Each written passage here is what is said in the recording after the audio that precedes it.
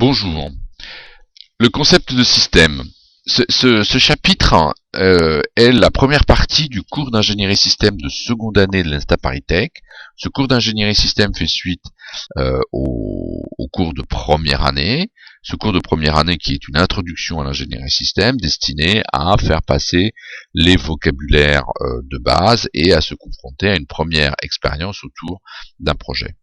En seconde année, on va chercher à aller plus loin dans ces concepts, se poser des questions de méthode et en particulier de se poser la question de l'approche processus en ingénierie système et d'avoir une première vision des normes relatives à cette approche processus. On se posera aussi un certain nombre de questions sur la modélisation, comme une technique qui nous permet de raisonner sur un objet formel que l'on nommera système. Alors, le plan de cette présentation sur le concept de système, eh bien, on va commencer par se poser la question de savoir qu'est-ce qu'une pensée systémique, ensuite revenir sur la définition du système à travers un slide consacré au concept de système.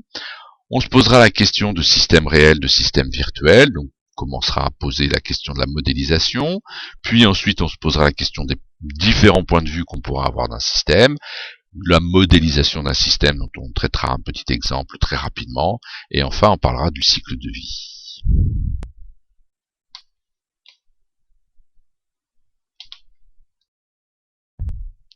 Pensée système, pensée disciplinaire. Alors, le point de départ de ces deux pensées concerne ce qu'on appelle un système. Mais qu'est-ce qu'on appelle un système?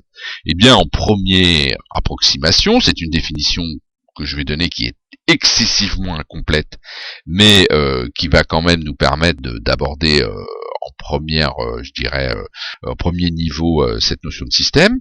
Eh bien, un système, on va la considérer comme une entité qui transforme des flux d'entrée en des flux de sortie. Ces flux pouvant être de la matière, de l'énergie ou de l'information, et ces flux pouvant être des flux utiles, c'est-à-dire des flux voulus, et ou des perturbations en entrée ou en sortie à l'environnement. On sait que quand on fait de la transformation d'énergie, par exemple, il y a une partie de l'énergie qui va être consommée et puis une autre partie qui va être dissipée en chaleur, et cette chaleur donc va influer sur l'environnement. Alors, on voit bien que cette définition est une définition extrêmement générique et générale. Un stylo, par exemple, transforme de la matière liquide en de la matière sèche. Donc c'est bien un système. Un téléphone qui permet de transférer de la voix, donc de l'énergie, quand on est sur un téléphone, je dirais plus ou moins analogique, est un système. Un ordinateur est un système. On voit que tout, en fait, tout ce qui nous entoure, sont des systèmes. On remarquera quand même que tous ces systèmes sont des systèmes manufacturés par l'homme, c'est-à-dire que tous les objets qui sont des objets du vivant ne sont pas considérés dans ce concept-là, dans ce cadre-là, comme des systèmes, puisque ce sont des structures auto-organisatrices et a priori donc n'entrent pas dans dans ce cadre. Alors, le système, on va le considérer selon deux points de vue, le point de vue de la pensée système et le point de vue de la pensée disciplinaire. Le terme disciplinaire est peut-être pas bien choisi, mais disons une pensée technologique. Alors, le point de vue de la pensée technologique se pose la question de savoir, puisqu'on fait une transformation, quelle technologie doit-on réaliser pour réaliser cette transformation, et puis comment on va faire directement de ce point de vue-là. Ça, c'est une pensée qui était une pensée relativement puissante jusque avant, on va dire, la dernière guerre mondiale, où les systèmes étaient des systèmes relativement simples, c'est-à-dire maîtrisables par un petit nombre d'individus et utilisant un faible nombre de technologies. Donc ce point de vue-là est un point de vue qui s'accorde assez mal avec les systèmes à partir du moment où ils deviennent complexes. À l'inverse, la pensée système est une pensée où le système n'est pas considéré de la manière dont il est fait, mais de son besoin, c'est-à-dire de son utilité dans l'écosystème dans lequel il va se trouver. C'est-à-dire qu'au fond, ça part du principe que si un système manufacturé existe, c'est qu'il n'existe pas par hasard, et que donc l'origine de ce système, c'est la nécessité qu'il a d'exister, et donc c'est une nécessité qui est plutôt orientée d'un point de vue économique, mais pas que. Dans le cadre de la recherche, par exemple, on peut se poser des questions sur l'existence de systèmes hors contraintes économiques. Donc voilà, deux visions qui sont deux visions différentes de la notion de système.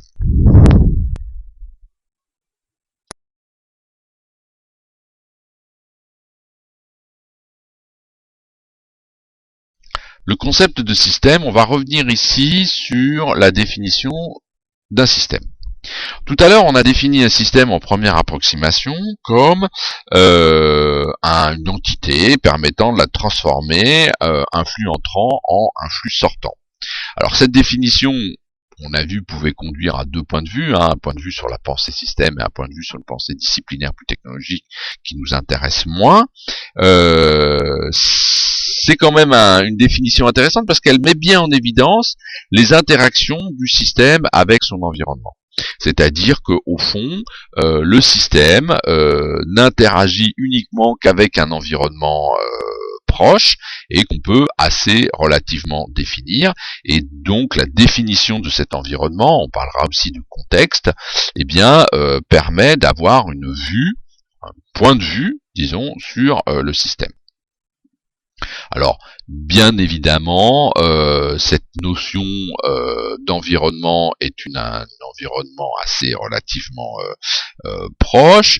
Il est bien évident que l'influence de alpha du Centaure sur le radiateur électrique de la pièce dans laquelle on se trouve est relativement faible, et donc on peut dire, en première approximation, que donc alpha du Centaure ne fait pas partie de l'environnement du radiateur électrique de la pièce dans laquelle on se trouve. Bien évidemment, cette notion de concept d'environnement est un concept relativement souple, large, qu'il faudra relativement bien définir dès le début d'ailleurs, en termes d'interaction entre l'environnement et le système, et ça sera un point fondamental d'ailleurs de la modélisation des systèmes. Mais nous en reparlerons plus tard. La notion de transformation est un point de vue au fond, un point de vue boîte noire sur le système, et n'est pas suffisante pour définir correctement ce que c'est qu'un système. Alors l'apparition de cette notion de système, eh bien, dans la pensée, je dirais, technologique, dans la pensée technologique, eh bien, apparaît à partir des années 60, à partir du moment où de grands industriels se posent des questions sur la complexité des objets qu'ils ont à construire. Alors on parle, on cite souvent l'exemple de la NASA par exemple, et effectivement la NASA est un grand opérateur industriel qui se pose ces types de questions sur, en termes de conception, sur la complexité des objets qu'ils arrivent à construire. Alors cette notion de complexité, elle intègre deux choses. Elle intègre d'abord des éléments qui sont des éléments multiphysiques, c'est-à-dire qui n'appartiennent pas à la même technologie, et donc il faut faire coopérer au sein d'une entité pour arriver à produire quelque chose. Donc ça c'est premier élément de notion de complexité. Mais le deuxième élément qu'il est important de garder en mémoire, c'est qu'au fond est associé à la notion de complexité des systèmes la notion d'émergence, c'est-à-dire que les propriétés du système ne se réduisent pas à la somme des propriétés de ses constituants. Et donc, il existe simplement en interaction, l'interaction entre les différents constituants de des objets, eh bien, cette interaction, eh bien, provoque l'émergence de nouvelles propriétés, parfois non prédictibles, non prédictibles sur le comportement du système. Donc du coup, pour mettre en évidence cet aspect de complexité des systèmes, eh bien il faudrait un peu préciser la définition, et souvent on va préciser cette définition en définissant un système comme un ensemble d'éléments eh bien, qui vont coopérer en vue d'une finalité. Alors on voit qu'en fait on revient dans une pensée système sur la notion de besoin, qui est mise en évidence sur la notion de finalité, et que cette finalité, eh bien, effectivement, est une transformation de flux entrant et de flux sortant. Tout ça, c'est tout à fait cohérent. Mais en plus, on met en évidence un concept très intéressant, qui est la notion de structure interne. Alors, on parlera même d'architecture des systèmes, sous l'aspect de l'organisation de ces éléments, et des aspects en termes d'organisation des éléments pour maîtriser eh bien les propriétés nouvelles que leur interaction risque de créer au moment de la mise en œuvre de ce système. Alors, une autre chose qu'il faut aussi bien maîtriser dans cette notion de système, c'est la notion de frontière du système. C'est-à-dire, on a vu que le système était une entité donc qui avait un environnement et qui échangeait des choses avec cet environnement, et donc à partir de quelle limite on va considérer eh bien ces échanges, et à quel endroit on va passer ces échanges. Et donc ces frontières du système va se structurer en système à faire, c'est-à-dire le système qui est l'objet des études, et le système pour faire, c'est-à-dire le système qui va nous permettre de mettre en œuvre et d'étudier ces systèmes. Et là, qu'on rajoute une couche supplémentaire à la notion de système, c'est-à-dire en fait comment nous allons intervenir sur le système, eh bien, soit pour le créer, soit pour l'étudier, soit pour le modéliser. Alors, cette notion de frontière des systèmes est une notion assez importante à définir dès le départ, parce que elle va considérablement modifier notre point de vue du système.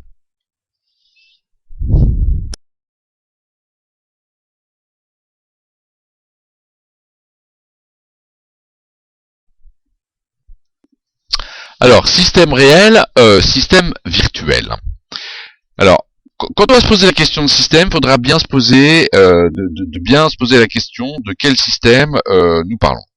Un système réel est un système qui, soit est un système qui existe, c'est-à-dire que c'est un système sur lequel on cherche à travailler, à modéliser ce système, par exemple, hein, et donc qu'il se trouve dans une phase de son cycle de vie, et que on cherche à faire passer dans une autre phase de son cycle de vie. Par exemple, quand on a un système qui est en fonctionnement, on va chercher à le démanteler, ou on va chercher à faire évoluer le système. On va trouver par exemple cette problématique dans le cas par exemple d'un char d'assaut, eh bien qui arrive à un certain degré de vie. On veut faire évoluer ce char d'assaut pour le mettre au goût et à la problématique du jour. Donc on va chercher à modéliser ce char d'assaut pour eh bien le rendre encore plus efficace aux contraintes actuelles en termes de combat. C'est le cas par exemple actuellement du char Leclerc, dont des équipes de chez Nexter cherchent à modéliser le fonctionnement de ce char-là pour essayer d'optimiser eh bien son fonctionnement, et en introduisant peut-être d'autres technologies sur la motorisation ou autre, eh bien de le rendre encore plus efficace. Donc ça, c'est un système réel qu'on cherche à modéliser, qui se trouve dans une phase de son cycle de vie du système. Mais le système réel peut ne pas exister encore, c'est-à-dire que ça peut être simplement un projet, une idée, un concept qu'on va chercher à mettre, à construire, à réaliser pour en faire un vrai système, donc qui va rentrer dans une phase d'utilisation et d'exploitation.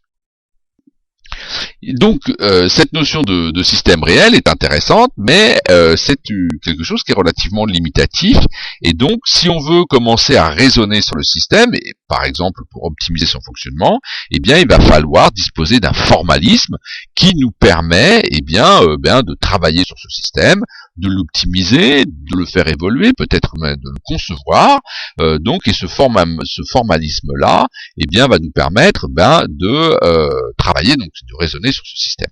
Et donc là, on va parler de système virtuel, par rapport au système réel. Sachant que le système virtuel est une modélisation de la réalité du système, et donc c'est une vision purement virtuelle de ce système. Donc sur ce système virtuel, ce qu'on va chercher à faire, c'est à optimiser, concevoir, faire tout un tas d'opérations, vérifier par exemple, et valider le système, une validation étant une confirmation par des preuves tangibles que les exigences pour une utilisation ont été satisfaisantes. On va essayer de vérifier le système, c'est-à-dire de confirmer par des preuves tangibles que les exigences spécifiées ont été satisfaites. Alors, par exemple, pour parler de ces deux concepts de vérification et de validation, il est parfois pas possible de valider ou de vérifier des systèmes sur des systèmes réels parce que les conditions économiques ou les conditions physiques de l'environnement ne sont pas, par exemple, reproductibles ou n'existent pas à l'échelle humaine. Je m'explique.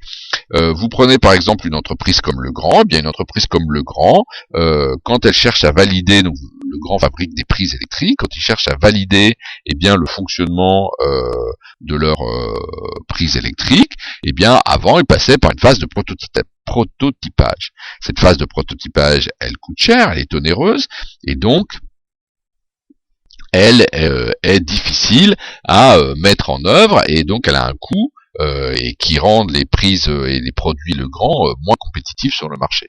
Donc pour éviter ça, ils sont passés sur l'aspect ils ont modélisé le fonctionnement des prises électriques, et maintenant ils valident, vérifient leur système par simulation, donc en utilisant un modèle du système. Autre cas où donc là on est dans un cas où c'est des contraintes économiques, mais dans un cas où les contraintes ne sont pas des contraintes économiques, vous avez par exemple dans le domaine du spatial, vous ne pouvez pas valider sur Terre ou vérifier sur Terre le fonctionnement de votre système, pour la bonne et unique raison, c'est que les conditions d'environnement n'existent pas sur Terre. Donc là, on va chercher à reproduire ces conditions d'environnement sous la forme d'un modèle, et on va se situer encore dans un système de simulation et donc de virtualisation d'un système réel.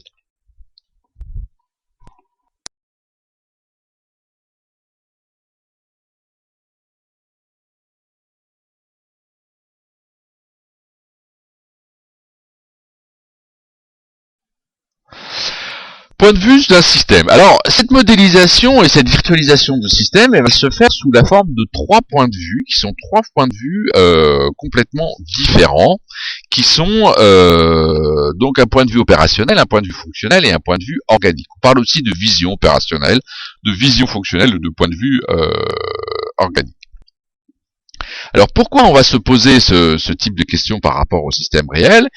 Parce que parfois on ne peut pas avoir la totalité des points de vue du système, on n'en aura qu'une des points de vue qui sont des points de vue partiels. Par exemple, quand on fait de la conception, par exemple, le premier point de vue qu'on aura, c'est un point de vue qui sera opérationnel, c'est-à-dire qu'on posera la question pourquoi l'on cherche à faire ce système. Et donc on n'aura que ce point de vue, et comme le système n'existe pas, on n'aura pas de point de vue fonctionnel, et on aura encore moins d'un point de vue organique, et on va en fait déduire le point de vue fonctionnel et du point de vue opérationnel, et déduire le point de vue organique du point de vue fonctionnel et du point de vue opérationnel. Donc ça, c'est dans une phase de conception. Dans une phase de modélisation d'un système réel, on va chercher à comprendre la totalité de ce système, la globalité de ce système, et on voit que dans la phase de conception, en fait, on va passer par ces 3 points de vue. Donc si on veut avoir une vue globale, on doit aller chercher l'origine du système, de se poser la question du pourquoi, le fonctionnel, et puis l'organique.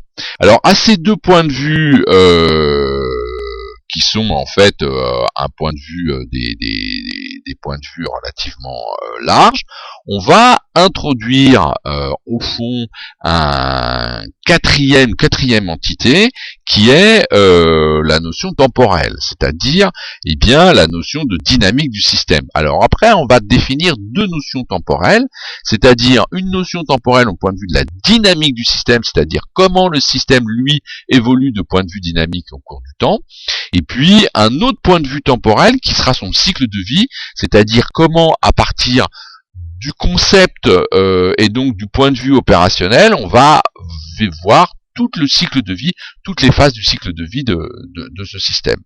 Et donc ce point de vue qui est un point de vue temporel, ici qui n'est pas représenté ou juste un peu mis en évidence avec ici la notion de temps qu'on devrait retrouver aussi ici, eh bien, on va l'introduire avec une notion qui est une notion d'état, c'est-à-dire un ensemble minimal de variables, on va parler de variables d'état, et ce sont des variables qui sont des variables temporaires, qui vont être nécessaires et suffisantes pour déterminer l'évolution future du système à partir de son état présent. Le concept d'état est un concept qui est un concept extrêmement riche et extrêmement puissant pour décrire l'évolution des systèmes.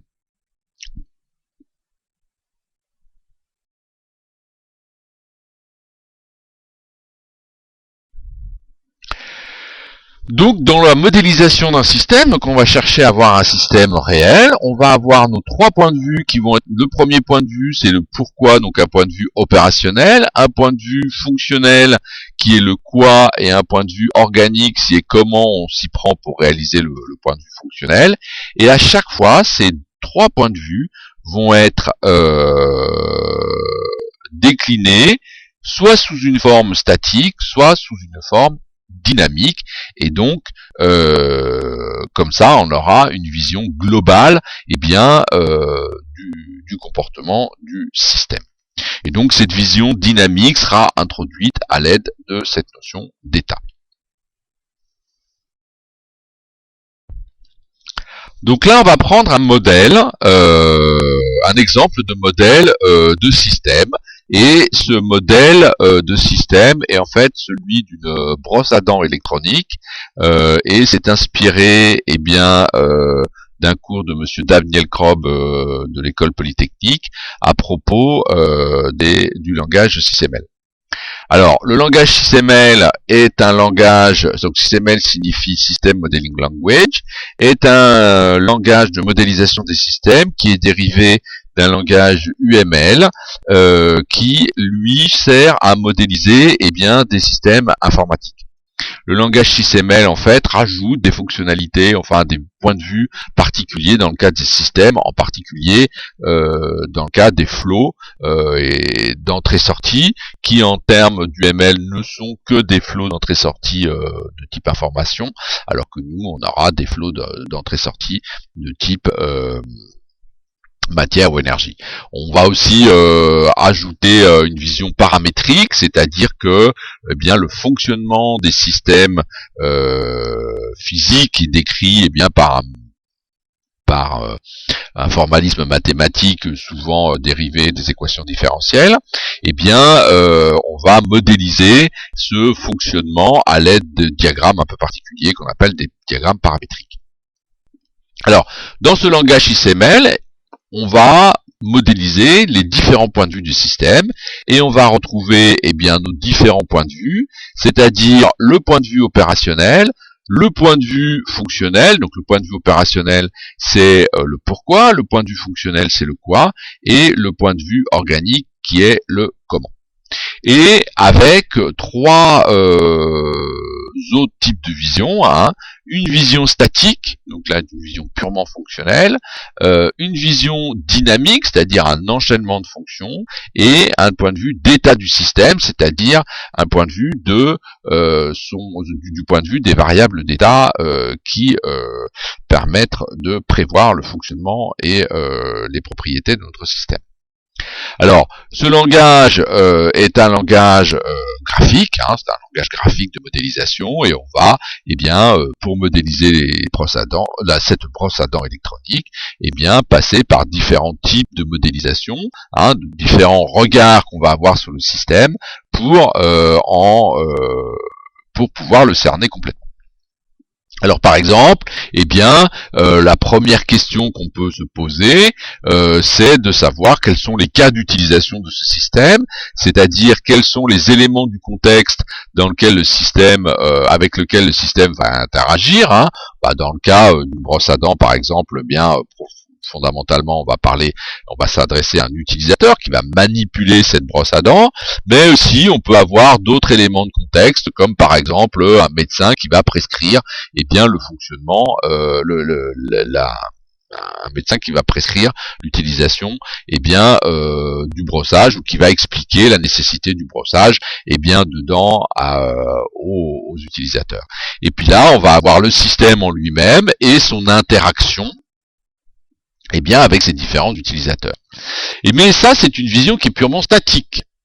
Après, il faut avoir une vision qui est dynamique, c'est-à-dire que l'utilisateur, lui, qu'on va retrouver ici sur ce diagramme, et là on va retrouver le système brosse à dents, par exemple, va commencer par mettre en marche le système, recevoir la réponse que le système est mis en marche, et donc pouvoir l'utiliser dans ces différentes phases et différents cas d'utilisation de ce système. Et puis ensuite, après, on a une vision d'état, c'est-à-dire que le système va se trouver à chaque fois qu'on va avoir une action sur le système dans un état donné. Cet état va devoir être modélisé pour voir quels sont les différents enchaînements d'états possibles et pour voir s'il n'y a pas des fonctionnements aberrants. Alors ça, c'est simplement une vision, je dirais, boîte noire du système, c'est-à-dire une vision où on est extérieur au système, où on ne s'intéresse pas au fonctionnement lui-même du système, on est donc dans le pourquoi du système. Alors là, on va commencer par ouvrir la boîte et se poser une question de structure fonctionnement de fonctionnement de ce système. Et donc, on va avoir une première décomposition fonctionnelle du système. On va avoir aussi, en termes d'état, les différentes phases de fonctionnement du système. Hein. Un fonctionnement ici, par exemple, normalisé, un fonctionnement dégradé et un fonctionnement de type panne, hein, sachant qu'il y a une différence entre un fonctionnement dégradé où le système n'a pas toutes ses possibilités et la panne où le système ne fonctionne plus. On peut dire par exemple le fonctionnement dégradé d'une brosse à dents électronique, hein, c'est que la tête ne tourne pas à la bonne vitesse. Mais elle tourne quand même. Ensuite, on va avoir du point de vue statique, une vision qui va être une vision de décomposition fonctionnelle, et du point de vue dynamique, l'enchaînement de ces fonctions pour que le système réalise le pourquoi et donc la finalité.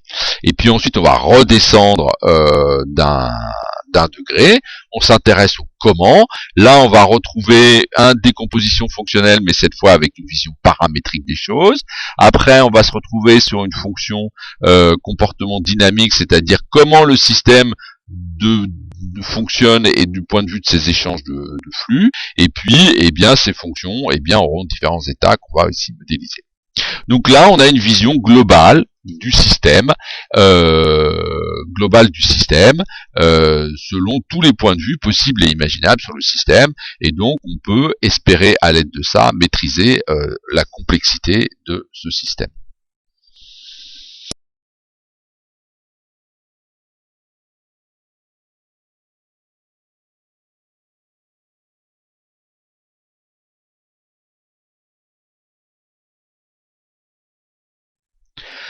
Point de vue aussi sur le cycle de vie du système. C'est-à-dire que la modélisation qu'on a présentée précédemment est une modélisation du système en soi. C'est-à-dire, soit c'est un concept, c'est-à-dire que on part d'une idée et on va développer les différents points de vue pour créer ce système, et donc on va être dans une phase de conception, soit on va modéliser un système d'existence, c'est-à-dire qu'on est dans une phase où le système existe, et pour le faire évoluer. Donc ça met en évidence que le système, il a différents types de phases au cours du temps de son existence, et c'est ce qu'on appelle le cycle de vie d'un système. Alors la première phase de son existence, c'est la notion de concept, c'est-à-dire l'idée qui est à la base du système. Vous êtes un constructeur informatique qui est un peu un constructeur informatique de niche.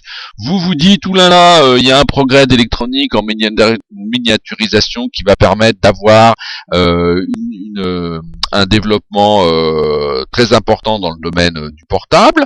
Donc du coup, je vais créer un outil en utilisant mon label, mon design et ma vision de l'informatique, et donc j'ai une idée et je crée un iPhone. Mais ça, c'est un concept. L'idée, le système n'existe pas encore. On cherche simplement à se dire, tiens, est-ce qu'il y a un positionnement, etc.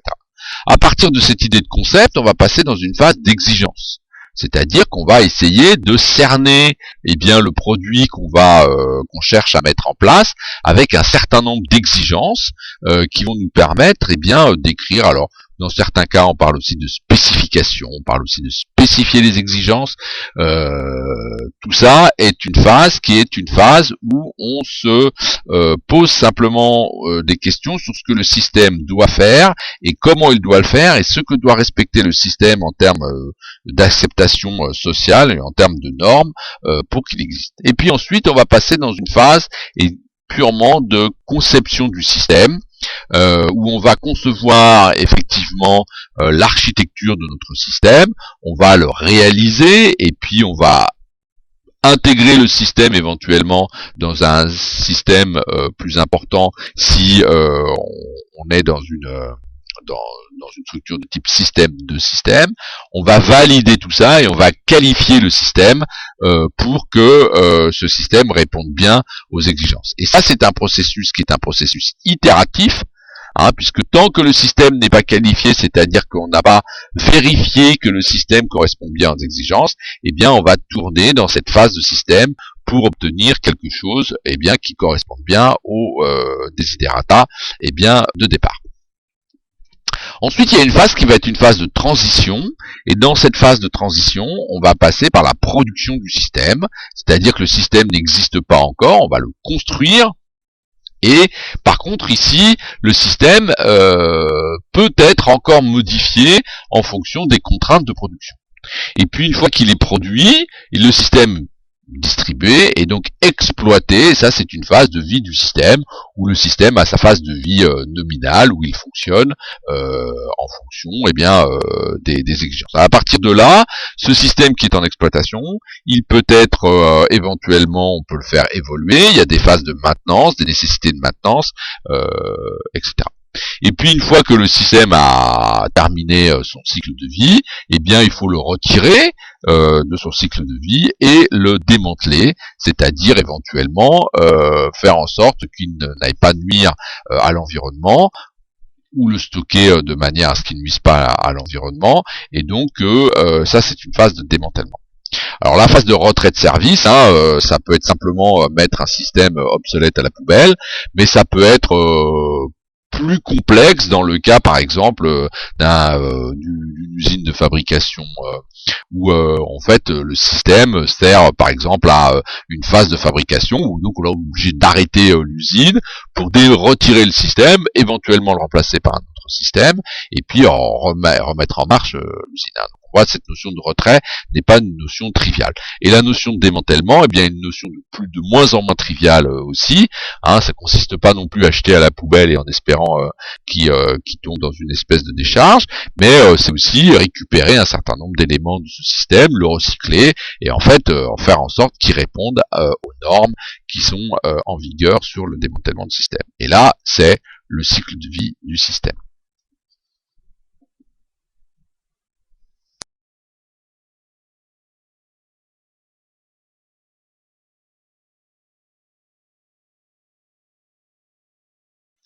Alors, en conclusion, on s'est posé la question de la pensée systémique comme étant une pensée qui s'intéressait aux besoins du système plutôt que la réalité technologique de ce système.